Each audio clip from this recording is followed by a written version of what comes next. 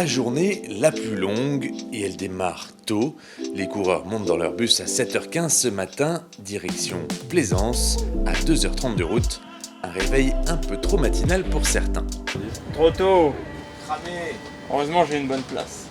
Gros transfert, plus de 2 heures de route, donc on a une chance sur deux, c'est soit on le fait le soir de course, soit on le fait le matin.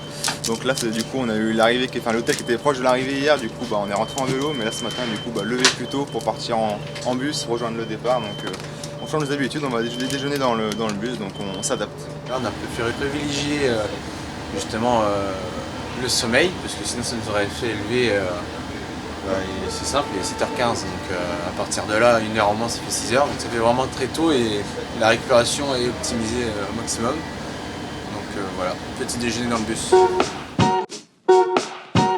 Mais le jour le plus long, c'est aussi et surtout sur le vélo. Le peloton s'apprête à parcourir pas moins de 230 km aujourd'hui. Ça va faire entre 6h et 7h de vélo avec le fictif. Donc très grosse, très longue journée. Après, c'est pas forcément ces journées-là qui sont les plus difficiles. Ouais, je pense que le scénario va être assez simple. Je sais même pas s'il va y avoir d'échappée. Et oui, avec peu de dénivelé, l'issue de l'étape est quasiment certaine. Normalement ça va être le premier sprint du tour, étape toute plate, 230 km, donc normalement on va avoir un truc massif. Après il y a un bon vent de face, hier l'échappée est allée au bout pour une deuxième étape, donc faut toujours être vigilant qu'il n'y ait pas un gros qui sorte, mais oui notamment je pense qu'il y a beaucoup d'équipes intéressées pour un sprint, donc logiquement ça va être sprint à l'arrivée. Ouais. L'équipe n'a pas de purs sprinters, mais avec leur vitesse de pointe, Sandy et Anthony endossent volontiers ce rôle. Face aux meilleurs sprinters mondiaux, l'objectif est ambitieux. Oui, on va essayer avec Anthony de se placer au mieux et puis après on verra, parce qu'on n'a pas non plus l'équipe pour s'emmener à fond sur le sprint, donc voilà, on fera avec nos moyens et faire le maximum possible.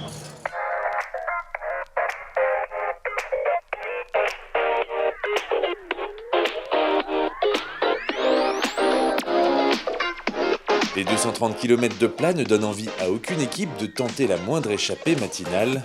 Mais à 66 km de l'arrivée, Fabien Grelier part seul. Il prend rapidement un avantage qui flirte avec la minute. Mais seul face à un peloton de 174 coureurs, difficile de faire le poids. Il se fait rattraper à un peu moins d'une trentaine de kilomètres de l'arrivée. La fin d'étape s'oriente sans surprise vers un sprint. Et pendant ce temps-là, au pied du bus, Maxime installe un bain froid, idéal pour une récupération optimale.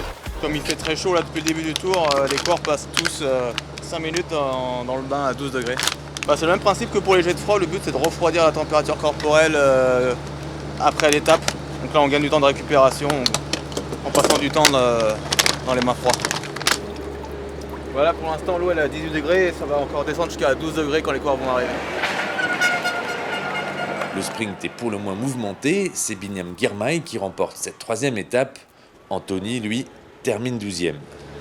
J'avais les jambes pour tenir, après avec un petit meilleur placement sur le dernier virage, je pense que je peux aller faire un peu mieux. Là je sprinte à contre-temps, je récupère on va dire ceux qui avaient fait l'effort un peu trop tôt. Après c'est bon pour la suite, on va voir comment on gère ça. Mais en tout cas la vitesse est là. Les coureurs ne perdent pas de temps après l'arrivée et plongent directement dans le bain froid. Ça fait toujours du bien après une arrivée comme ça, très houleuse avec pas mal de chutes et une finale extrêmement rapide. Donc non, ça fait vraiment du bien de prendre un petit bain de froid pour récupérer. Grâce à son échappée solitaire, Fabien Grelier remporte le prix de la combativité et monte sur le podium du Tour de France. Et on n'a pas souvent l'occasion d'être à l'avant sur le tour. Enfin, voilà, on sait que c'est difficile, c'est une course qui est difficile. Après, on a passé 2 grosses journées qui étaient difficiles avant, donc ça fait du bien le début d'étape de se reposer un petit peu. Mais le tour, ça se respecte. Et voilà, aujourd'hui, j'ai pu me faire plaisir devant. Normalement, j'ai plus un rôle d'équipier autour de Steph. Et là, il m'a dit que je pouvais y aller, il n'y a pas de problème. Donc c'est cool, c'était une belle journée. Demain, la route s'élève avec la première grosse étape de montagne du Tour. Et en point d'orgue de la journée, le col du Galibier.